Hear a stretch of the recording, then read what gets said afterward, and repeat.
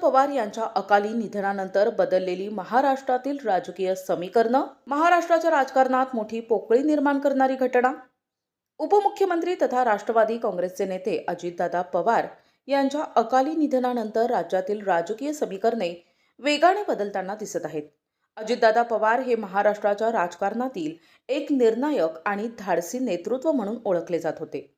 प्रशासनावर मजबूत पकड, आक्रमक भूमिका आणि थेट निर्णय क्षमतेमुळे ते राज्याच्या राजकारणात पॉवर सेंटर मानले जात होते.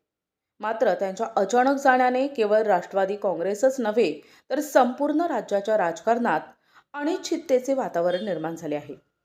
राजकीय समीकरणे बदल कसे? अजितदादा पवार यांच्या अनुपस्थितीमुळे राष्ट्रवादी काँग्रेसमध्ये नेतृत्वाची पोकळी, महायुतीतील समन्वयावर प्रश्नचिन्ह, विरोधकांना आक्रमक होण्याची संधी असं चित्र सध्या स्पष्टपणे दिसून येत आहे. राष्ट्रवादी काँग्रेसमधील हालचाली. राष्ट्रवादी काँग्रेसमध्ये आता नेतृत्व कोण सांभाळणार, पक्षाची पुढील दिशा काय असणार आणि कार्यकर्त्यांना कोण एकत्र ठेवणार याबाबत चर्चांना उधाण आलंय. विशेषतः पश्चिम महाराष्ट्र, अहिल्यानगर, पुणे, बारामती पट्ट्यात अजितदादांचे समर्थक संभ्रमात असल्याचं चित्र आहे. सत्ता समीकरणांवर परिणाम.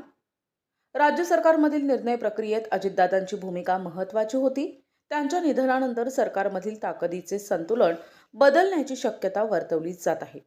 याचा थेट परिणाम येणाऱ्या स्थानिक स्वराज्य संस्था निवडणुका, विधानसभा निवडणुका आणि पक्षीय गणितांवर होऊ शकतो. राजकीय विश्लेषक. अजितदादा पवार यांचे जाणे म्हणजे महाराष्ट्राच्या राजकारणातील एक युग संपल्यासारखे आहे. पुढील काही महिने राज्यातील निर्णायक ठरणार आहेत. एकीकडे शोकाकुल वातावरण तर दुसरीकडे राजकीय नव्याने मांडणी. अजितदादा पवार यांच्या अकाली निधनानंतर महाराष्ट्राच्या राजकारणाला नवी दिशा मिळणार की अस्थिरता वाढणार हे येणारा काळच ठरवेल.